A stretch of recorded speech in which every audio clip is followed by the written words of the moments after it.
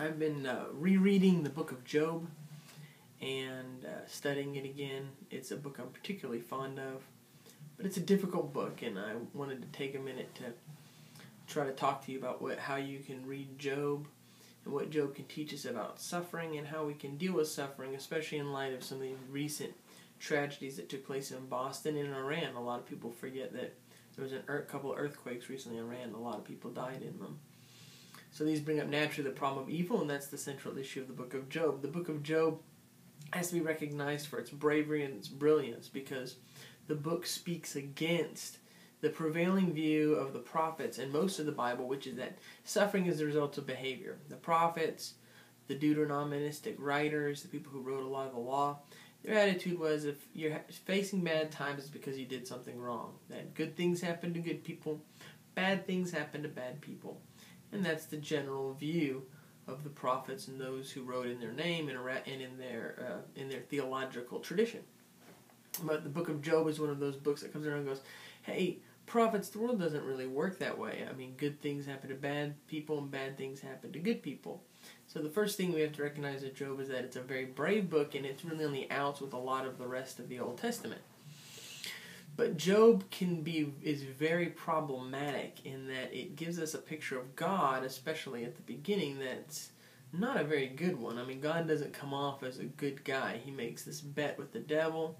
He gives Job over to the devil to do with however he wishes. And so God comes off really, really badly. And then Job spends the whole time speaking against these friends, and you got to put that in quotation marks because they don't act very friendly. His friends come along and they give the standard prophetic answer to the problem of evil. They keep telling Job, you must have done something, you must have deserved this, your children died because they did something wrong, just accept that and you'll be cured of your disease. It's really, really bad. But Job is clearly the hero of the story, and he's clearly the one who is right, proclaims, in contradistinction to his friends, his own innocence and the mystery that surrounds God and God's relationship to the world. He says essentially, that's not true. Bad things happen to good people, good things happen to bad people, you're wrong. And really what he's saying to the whole tradition is that this is a problem, and we don't really have an answer to it. We need to recognize that suffering is a real part of the world, and that it cannot be explained away simply from behavior. Behavior certainly has consequences, but not all consequences are the result of behavior. This is the point of view of Job, and this is the truth that Job speaks, and we know it's the truth. But when we try to get to the point where Job answers the problem, where he explains to us why the world is like that, the answer doesn't seem to be forthcoming. I mean, Job doesn't really give us an answer. When God finally comes and responds to Job's criticisms, when he finally comes in our view to try to justify what Job is saying, to make sense of this, God's response is unclear. He picks Job up, he gives Job a vision of the universe as this grand, amazing divine project, and Job in the end repents and just says, I can do nothing before you, I am nothing before you, and forgive me, and I love you, essentially. And but as to the answer to the problem of evil, God doesn't really give one.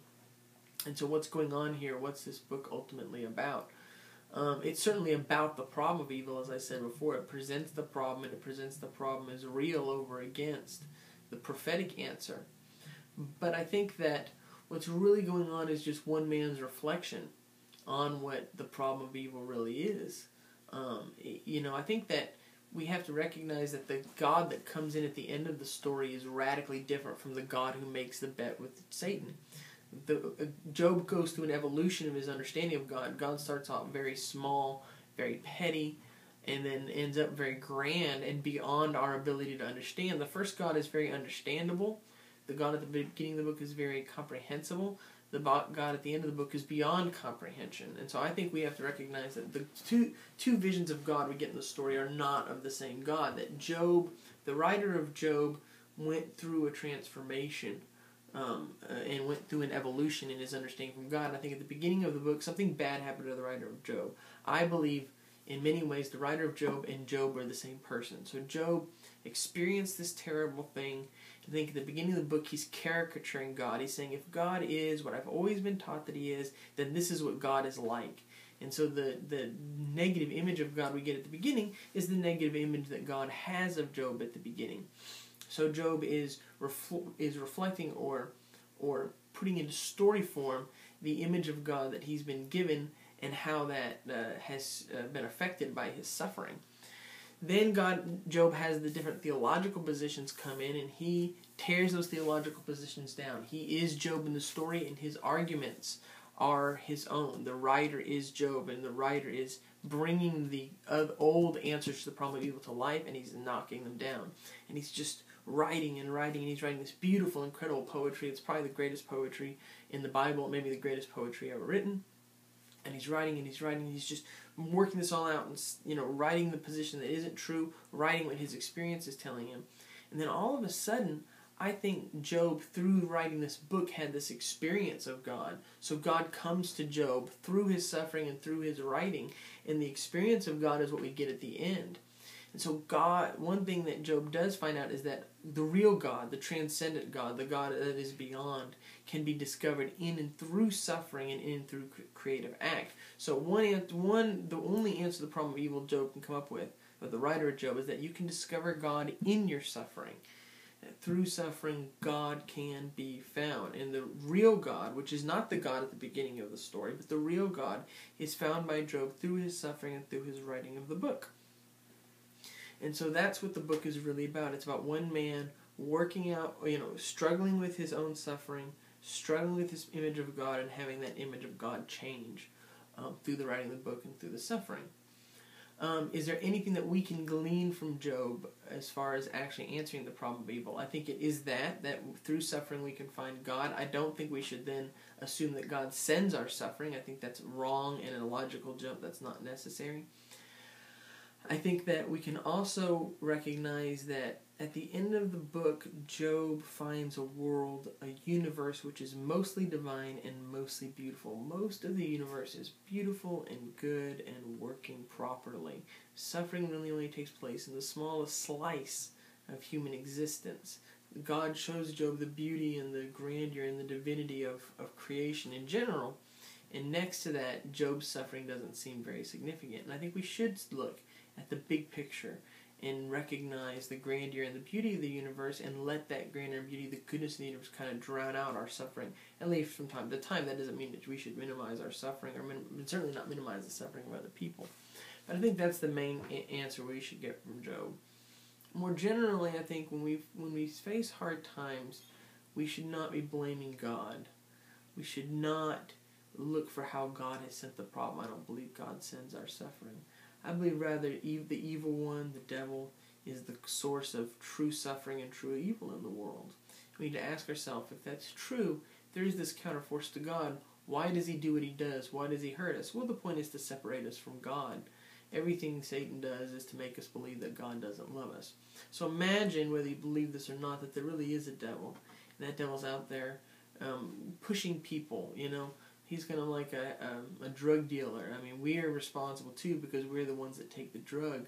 But you, in some ways, hold the heroin dealer more responsible than the addict.